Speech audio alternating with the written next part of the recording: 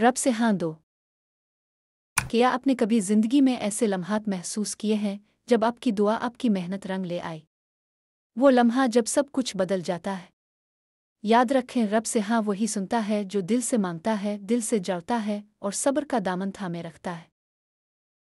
زندگی میں بڑے کام کرنے کے لیے آپ کو خود بھی کوشش کرنی ہوتی ہے۔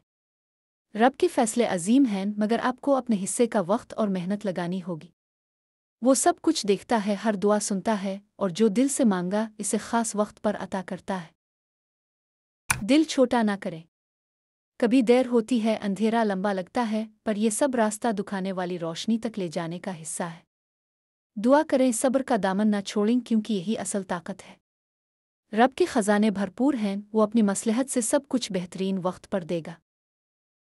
آخر میں یہی کہنا چاہوں گا، اپنی دعاؤں پر یقین رکھیں اور رب کی رحمت پر بھروسہ کریں۔ دعا میں سستی یا ادھورا یقین نہ رکھیں۔ آپ کا حال، آپ کا وقت اور آپ کی دعا سب بدل سکتے ہیں، صرف اس پر دل سے یقین کی ضرورت ہے۔ رب سے ہاں مانگو اور اس کے فیصلوں پر شکر ادا کرو۔